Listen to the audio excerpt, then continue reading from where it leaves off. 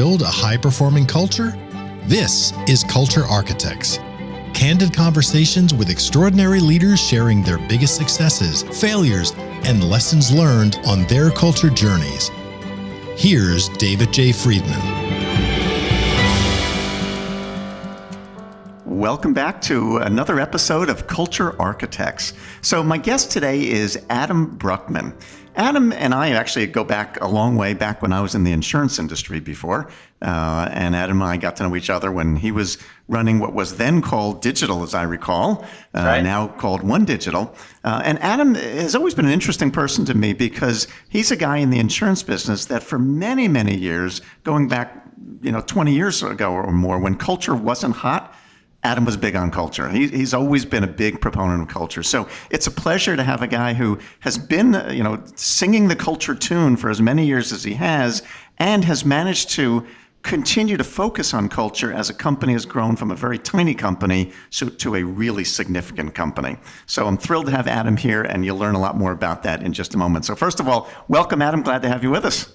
Thanks, David. It's great to be here. Always love our chats, and as someone that I know cares a lot about culture like yourself, I'm thrilled that you thought of me to have a discussion with. So look forward to it. It's our pleasure.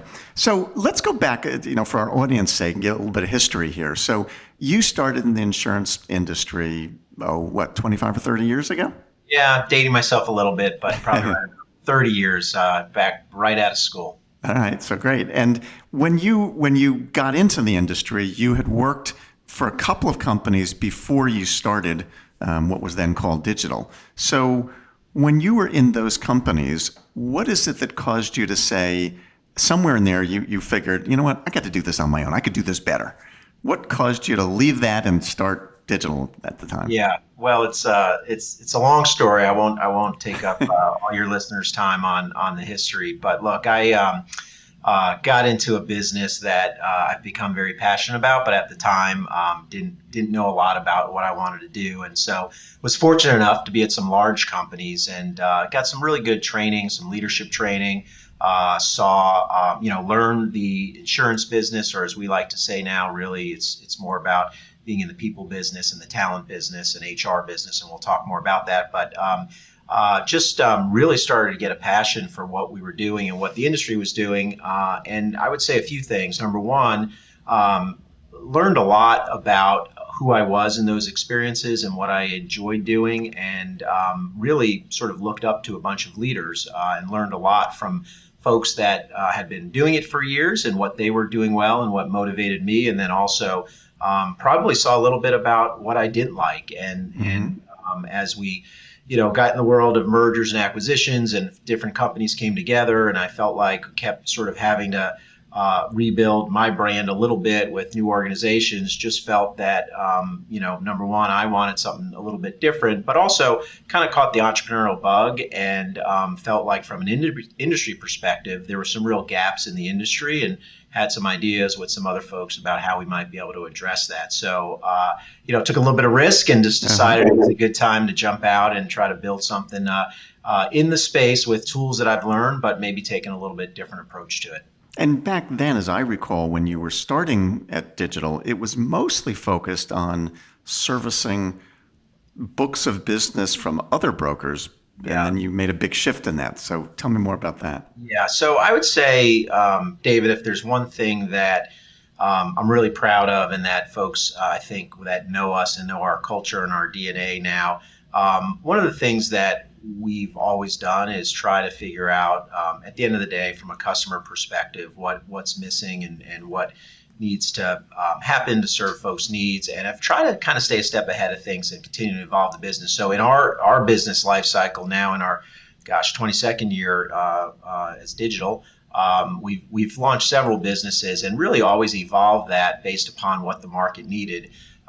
And so in the very early days, it was a bit of, if you would remember, like I do, late 90s into 2000, kind of a little bit of a .com type of business model, trying to help do things with technology and transparency and trying to drive a little more efficiencies into our industry and distribution.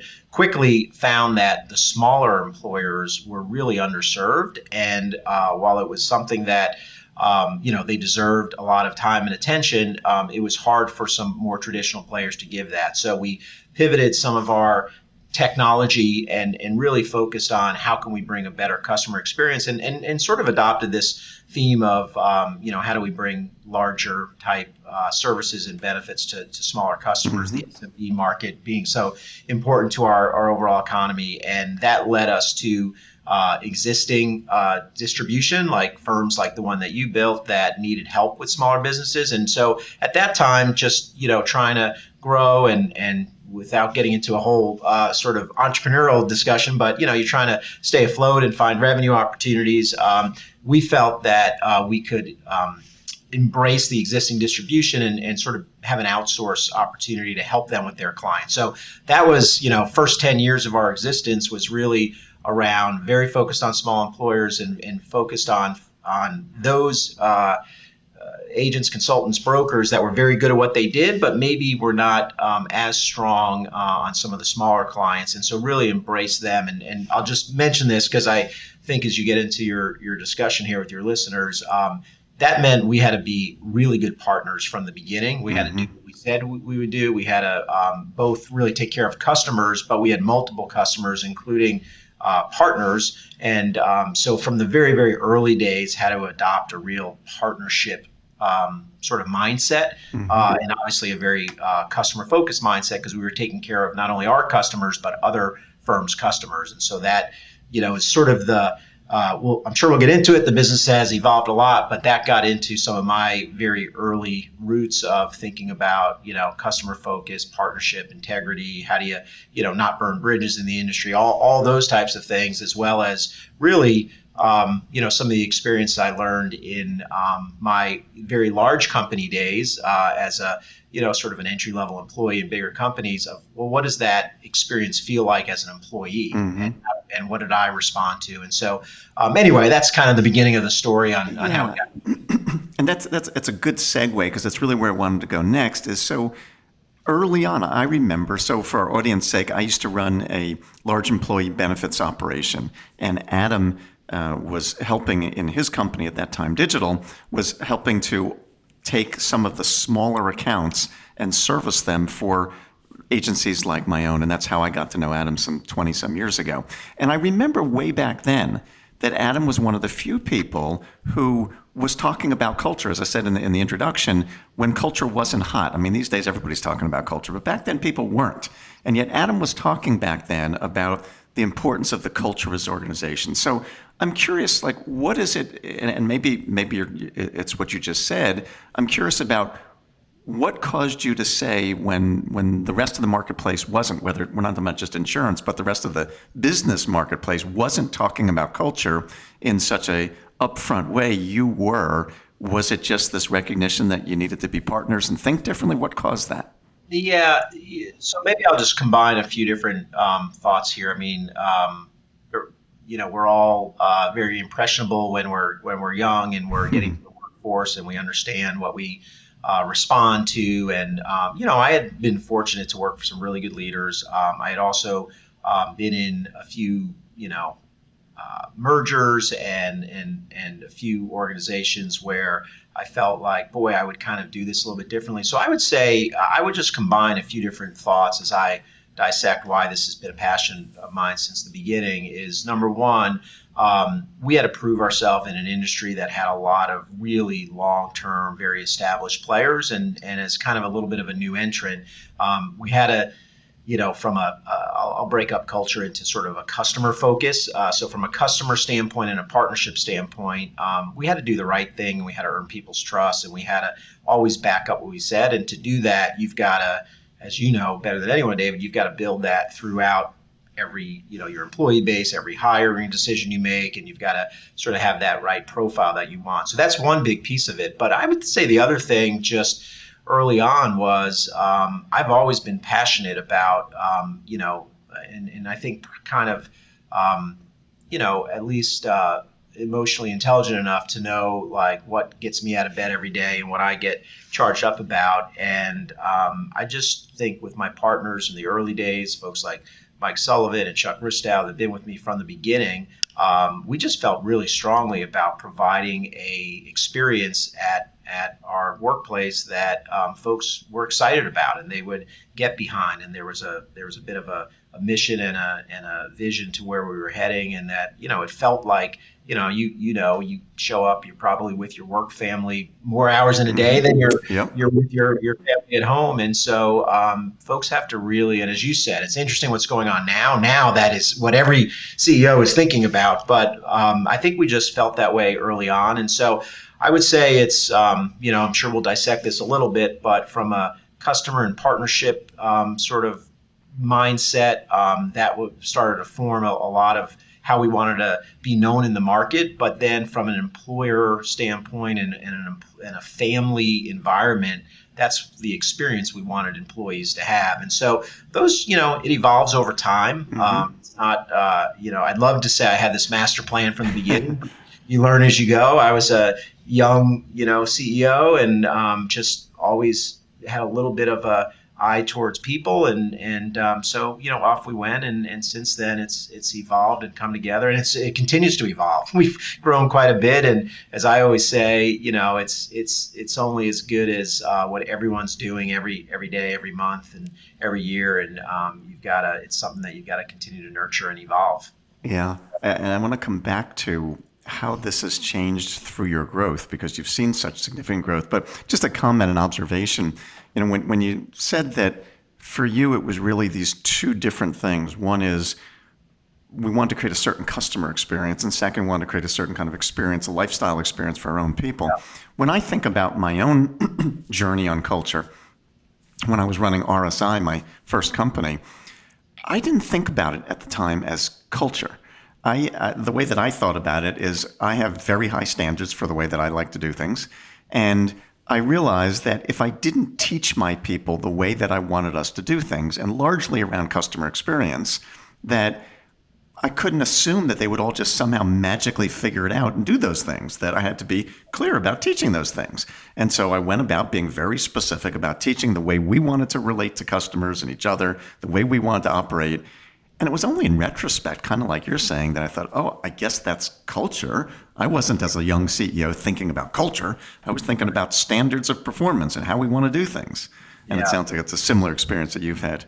Yeah, no, it's very interesting. I think, folks ask me all the time, and it starts to take on a life of its own. And there's nothing I'm more proud of when we win best places to work, or when we look at our engagement scores, or even, you've got to these days look at, your scores on all kinds of recruiting websites, and there's multiple ways. Some folks think about culture as people are really nice and they care about each other. Other folks, you have a culture. Every company has a culture. It's just a matter of what is that culture. And for us, the roots are very much on this customer experience and how folks want to be treated, and how we think that helps drive the business, and it lends towards how we want folks' experience to be when they're here. And we use words like team and family a lot, even at 3,000 employees, similar to what we did at 30 employees. It's a place that we're all proud of, but we also have a pretty performance-driven culture as well. Mm-hmm. So it doesn't, sometimes when I talk to folks about it, or they ask about it, and I'll hear them talk a little bit about, how warm they think the company is at times, and how much and how comforting it is to work there. I know that, and I hope that they're also as excited about what we're doing for customers and how we're growing. And so we definitely have very much a, being ready for change, always trying to stay a step ahead, being a growth-oriented company. That's part of our culture as well. Mm-hmm.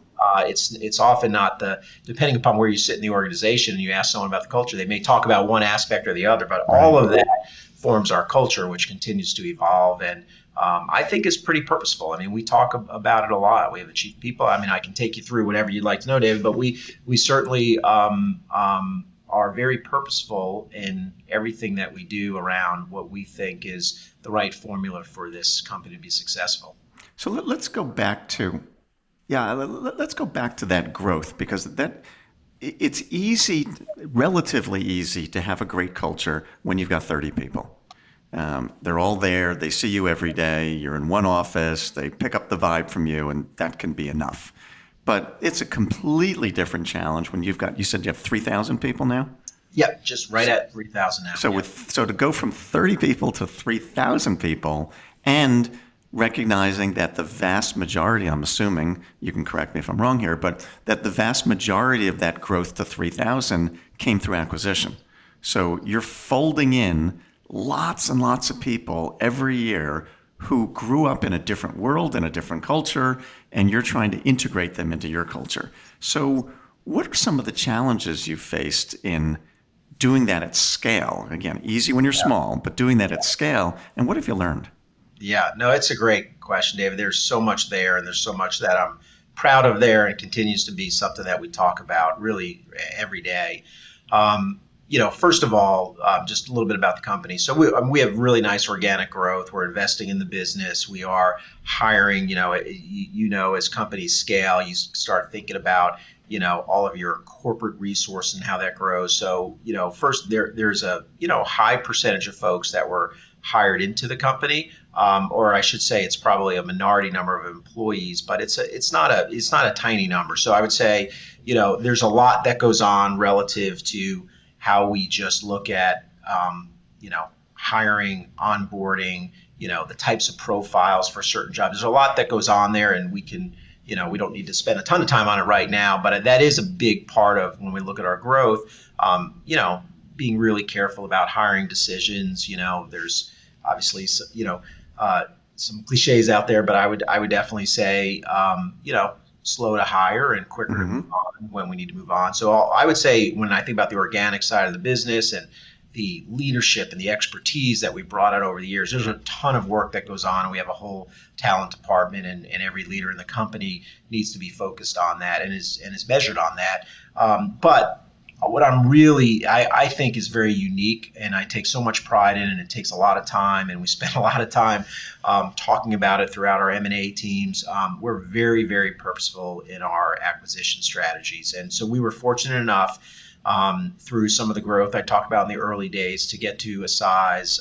We do have outside investors. We've always had outside investors. We've brought in private equity capital several times. Being able to stay true to what you want to do, to the types of, to the strategies that you want to deploy and the types of people that you bring onto the organization. What I'm so appreciative of and so proud of is that we've been able to do that through growth cycles, through investment cycles with different shareholders. And it's really been because we've always said, this is our secret sauce. This is what makes us different. And this will drive earnings. It's not, oh, you happen to have, it's great that you have a great culture and you have this nice growth and have been a nice, profitable investment story. But it is the culture that drives that. And I make that very clear to every investor. And so the reason I mention that is just, a little bit about the way we've grown. We treat mergers and acquisitions, just like we did in the early days as partnerships. We are trying to find like-minded folks out there that are, align both very much culturally, but also strategically with where the business is going, what they want out of, the next 5, 10, 20, 30 years, if they've got a next generation that's coming up. And we're not really, we never set a goal that says, we have to do X amount of acquisitions this year. We talk to folks out there that we think are really good at what they do, that we can learn from, and that hopefully they'll learn a little bit of what we've learned. And it truly is, a merger in the sense that we're looking for folks to come on, to be shareholders, to have a greater mission in what they do. So alignment from incentives, alignment in purpose and culture. And so it is all about how it's not only what you do to integrate someone in. It's all about choosing partners, and that involves, I've had multiple dinners this week and have one tonight now that, we're trying to open up again and see people face to face. And it's so much about just sitting across the table from someone and leadership and knowing that they share the same values. And so we've been very, very purposeful about that. And then we do spend a lot of time on what we would call onboarding integration, and what I've found, and maybe you could appreciate this just, having grown a nice business in a local market, our expansion efforts are usually geographic into a market, and then maybe vertically where we're trying to bring additional services to clients. But so for the most part, when we bring folks on, we're asking that team and those leaders to basically, that's our brand in that market. Mm-hmm. And so we've got to feel really good about that, and we've got to make sure we believe in the same thing. So I would say it does surprise me sometimes. It's not perfect. We've certainly had, out of 150 plus teams joining us, we've had a few that we've probably just agreed to unwind and say, look, you're good people, we're good people. Maybe we just missed something on the onset, but I can count that on one hand, and that's a really great track record for the amount of time we've been doing it. And then when they get on board, what I talk very, you mentioned something earlier. I didn't want to correct you or say it differently, but sure. It's not about blending people into our culture. It's about how our culture continues to evolve and how they bring new ideas and new thoughts, and sometimes, just a new outlook. You've got a good friend here that you've got many folks that you've done business with in the market. Some of them have become partners. You've taught them a lot about, their principles and their practices. So they have their own culture before they get here. And what we try to do is respect that and honor that and make sure it's additive, and then say, and here's some things we do. And now together, as we add, handful of, a few hundred employees in a given year, or maybe 1,000 employees in some of our biggest years, that we probably look a little bit differently, but it's for all intents and purposes, common values, common nomenclature we kind of adopt together, and those types of things. So sorry, I don't mean to ramble there, but there's a lot to unpack there. And it's something that I'm just very, very grateful and humbled by the ability that we've been able to do that with so many new team members and new teams joining us. Well, it's an interesting dilemma that you raise, and I've had this conversation with others who are doing acquisitions of, to what extent is this the vision that Adam and your other leaders, senior leaders, have of what you want this culture to be, and you're bringing in acquisitions, obviously, that are synergistic with that, but to your point, they have their own histories before that. So to what extent are you establishing as a leadership group, this is what we want the digital culture to be, and to what extent is that morphed by the others? And granted, they're not diametrically opposed to what you've been, otherwise you wouldn't have brought them in. But still, how do you resolve that dynamic tension between, this is what we want digital to be? It's not a variable thing. Well, it's interesting because, we've got a lot of, we've got certain value drivers and things that we adopt and share and we promote, and we ask them to sort of, take on when they join us. But some of those are very much about, entrepreneurship and fresh thinking and, those types of things. So, within our culture and sort of what we value is going to be their ability to have, a bit of their own presence and a bit of their own way of thinking. And so we promote independent thought. We sort of have open door policies. And so with that, it'd be really hard to just say, and here's our culture, take it, because a big part of that culture is allowing them to do that. But I would just say again that for the most part, we have a lot of discussions coming in. We're very upfront. When someone would come in and spend a few days with us and we talk about the business and we talk about capabilities and services and what we think there's a lot of customer discussions there and how we can complement each other and how 1 + 1 is, 3, 4, or 5. There will be a lot of time spent on, hey, we'd love for you to meet a handful of our leaders. We'd love to talk a little bit about how we think about your employee base and what opportunities are available for them. We do engagement surveys. They're going to be, there are things that we don't compromise, and they're going to know those things up front. And I would say, if we get past that and we decide to do something together, it's because they're excited by it. With scale becomes more opportunities to offer more and engage more. And I think, like you said, today, every company wants to have a good culture. Every company wants to prioritize it. When you're smaller and you're an entrepreneur, it's probably very important to you, but you might just not have all the resources at your disposal if you don't make it your top priority as a leader. And so I think we're providing more resources for them to be able to do that. And I wish I could. You've devoted a number of years now to it, David. I haven't had the time to sit down and think about it or write a book or really put all my thoughts down, but it just happens very organically, and it's kind of like not really cool not to buy in.